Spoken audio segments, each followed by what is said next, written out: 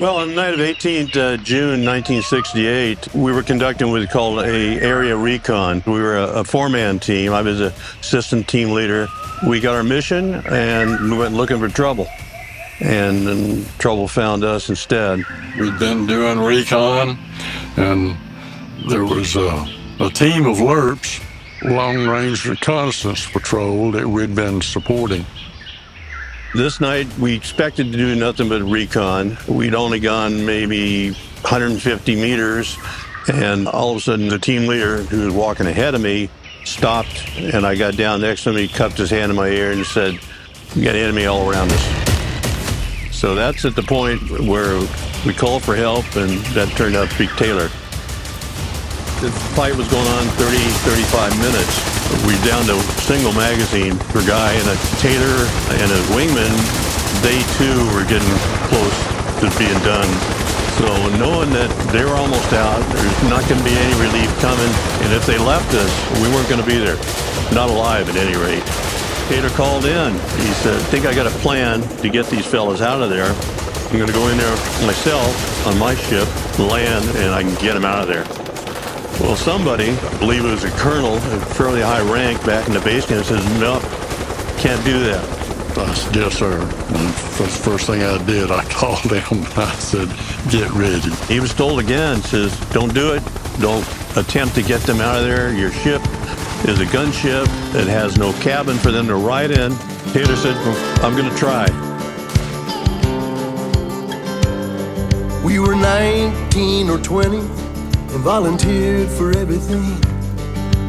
We became a four-man team, doing things we never dreamed.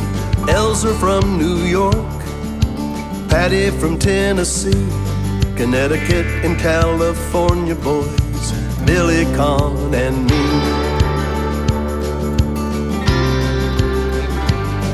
We were long-range patrollers on the ground in Vietnam, searching for the enemy, the eyes of our command.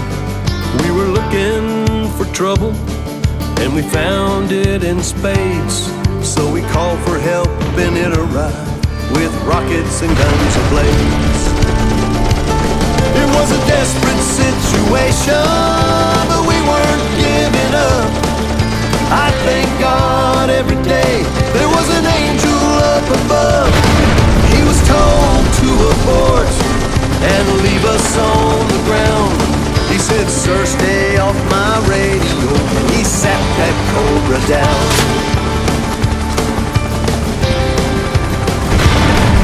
Out of time and out of ammo, Larry made a plan. He said, "Clear your path with claymores and I'll find a place to land." We were running to the chopper and I was bringing up the rear, slinging grenades from side to side at anyone who came near. Conn and I rode the rocket pods, Elsner and Patty riding on the skids. I thank God and Captain Taylor. Everybody left. It was a desperate situation, but we weren't giving up. I thank God every day there was an angel up above. He was told to abort and leave us on the ground. He said, "Sir, stay off my that cobra down. He set that cobra down.